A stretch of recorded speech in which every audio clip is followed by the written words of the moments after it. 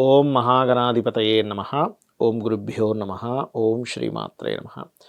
పరమేశ్వర స్వరూపమైనటువంటి జ్యోతిష, వాస్తు మరియు ఇతర అనేకమైనటువంటి శాస్త్రములను మనకు అందించినటువంటి మహర్షులకి నమస్కారం. హయగ్రీవ హయగ్రీవ హయగ్రీవేతి యోదేత్తస్స నిస్సరతే వాణీ జనుకన్యా ప్రవాహవత్. అరుణాం కరుణాతరంగితాక్షీం ధృతపాశాంకుశపుష్పబాణచాపాం అనిమాదిభిరావృతాం మయూకైః అహమిత్యేవ విభావయే భవానీం. శ్రీమాత్రే నమః. ప్రేక్షకులకి ఆ లలితాంబిక అమ్మవారి యొక్క అనుగ్రహం పరిపూర్ణంగా కలగాలని మనస్ఫూర్తిగా కోరుకుంటూ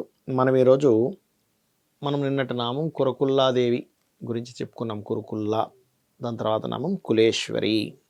నాడీ సముదాయములకు ఈశ్వరి, అధికారిణి అనమాట. కులేశ్వరి అంటే అర్థం.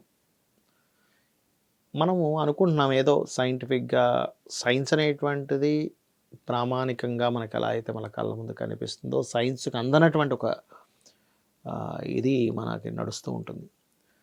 అది ఎలా అంటే, మన శాస్త్రాల్లో ప్రతి దానికి ఒక దేవత అనేటువంటిది ఉంది. అది నిజం. మీరు ఈ పుస్తకం పట్టుకుంటే ఈ పుస్తకానికి ఒక దేవత. అదేవిధంగా ఒక లైట్ వెలుగుతుందంటే దానికి ఒక దేవత. అంటే దేవత అంటే ఏమిటి? అందరు దేవతలు ఉన్నారు, కానీ అది అక్కడికి వచ్చి ఉండడం వల్ల అది పనిచేస్తూ ఉంటుంది. మన ఊపిరి ఉన్నందుకే దేవత అనేటువంటిది ఒకటి ఉంది, కాబట్టి ఊపిరి ఆడుతుంది. ప్రతి అవయవము యందు, ప్రతి అంగమునందు దేవతలు ఉంటారు, గుర్తుపెట్టుకోండి. అలా కులేశ్వరి, నాడీ సముదాయములకు ఈశ్వరి. అయితే ఈ ఎవరికైనా నరాలకు సంబంధించినటువంటి ప్రాబ్లమ్స్ వస్తున్నా, ఆరోగ్య సంబంధించినటువంటి ఇబ్బందులు పడుతున్నా, ఓం కులేశ్వరి అయి నమః అద్భుతంగా పనిచేస్తుంది. అదేవిధంగా కులకుండం అనే ఆలయం యందు నివాసము కలది అమ్మవారు అని అర్థం. కులకుండాలయ అంటే ఇక్కడ మనం గతంలో ఆల్రెడీ చెప్పుకున్నాం కొన్ని నామాల్లో. కులము అనగా ఈ కులాలు మతాలు కాదు, ఒక సముదాయాన్ని కలిపి కులము అంటారని కదా. ఆ రకంగా అర్థం చేసుకోవాలి. అదేవిధంగా కౌల మార్గ తత్పర సేవిత అనేటువంటి నామం ఉంది ఇందులో. ఇక్కడ ఈ 441 నామంలో ఇక్కడ మీరు గమనించినట్లయితే మనం రకరకాలుగా సేవిస్తూ ఉంటాం అమ్మవారిని. ఒక్కొక్కరి పద్ధతి ఒక్కొక్క రకంగా సేవిస్తూ ఉంటారు. మీరు ఏది ఏ రకంగా మీరు సేవిస్తున్నా గుర్తుపెట్టుకోండి. ఇక్కడ మీరు అర్థం చేసుకోవాల్సింది ఏంటంటే భక్తి ప్రధానము, భావన ప్రధానము. భావన అంటే ఏమిటి అనేటువంటి చాలామందికి సందేహం కలుగుతూ ఉంటుంది. ఎలాగా అంటే, ఇప్పుడు చూడండి, ఒక పిల్లవాడికి తల్లి మా అమ్మ అనే ఒక భావన ఉంటుంది. ఒక తల్లికి నా బిడ్డ అనే ఒక భావన ఉంటుంది.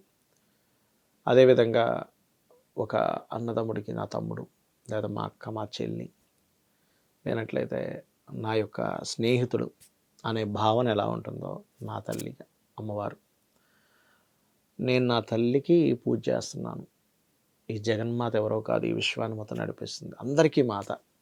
జగత పితరవు వందే పార్వతీ పరమేశ్వరం అంటూ ఉంటారు కదా. ఆ రకంగా అందరికీ మాత అయినటువంటి ఆ యొక్క అమ్మవారిని నేను భక్తి శ్రద్ధలతో, మీరు పూజ గదిలో కూర్చున్నా లేకపోతే బయట ఎక్కడున్నా కూడా మీకు చుట్టూ జరుగుతున్న ప్రతిదీ కూడా అమ్మవారి యొక్క అనుగ్రహంతోనే అదంతా అలా జరుగుతుంది అనేటువంటి ఒక స్పృహ ఉండడం. పూజా మందిరంలో కూర్చున్నప్పుడు ఎదురుగా ఉన్నటువంటిది పటము కాదు, అక్కడ ఉన్నటువంటిది దేవత అనేటువంటి భావన కలిగి ఉండడం, అది చాలా ముఖ్యమైనటువంటి అంశం.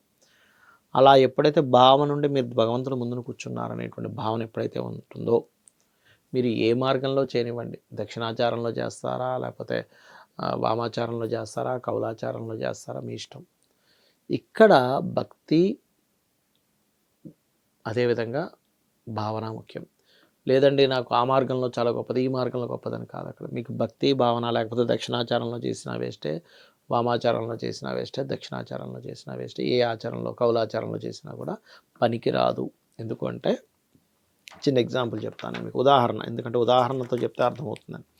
మీ ఇంటికి ఒక స్నేహితుడు వచ్చాడు. ఆ స్నేహితులకి మీరు ఏ కప్పులో కాఫీ ఇవ్వండి, అది గాజు కప్పులో ఇస్తున్నారా, మట్టి కప్పులో ఇస్తున్నారా, లేకపోతే ఒక మంచి బంగారు కప్పులో ఇస్తున్నారా, ఈజ్ నాట్ మ్యాటర్. ఎంత ప్రేమగా ఇస్తున్నారు, ఎంత నవ్వుతూ, ఎంత చక్కగా ప్రేమగా మీ చేతికి ఇస్తున్నారే ముఖ్యం. మీరు బంగారు కప్పులో ఇచ్చినా కూడా మీలో కనుక ఏడుస్తూ ఇస్తున్నారు అనుకోండి, బాధపడుతూ ఇస్తున్నారు, వీడు ఎందుకు వచ్చాడు అని తిట్టుకుంటూ ఇస్తున్నారు, తీసుకోడు. ఎందుకు? ఆ కప్పుతో ఏం సంబంధం? మీరిచ్చే ప్రేమతో ఎలా సంబంధమో భగవంతుడు కూడా అంతే. మీరు ఏ ఆచారంలో చేస్తున్నారు అన్నది ముఖ్యం కాదు. అక్కడ భావన చాలా ముఖ్యము. ఒక్కొక్క ఆచారంలో ఒక్కొక్క రకంగా దేవతను ప్రేరేపించడం జరుగుతుంది. ఇది మీకు అర్థమైతే మనకి కష్టం అనేటువంటిది ఉండదు. అసలు కష్టం అనేటువంటిదే లేదనేటువంటిది అర్థమవుతుంది. శ్రీమాత్రే నమః.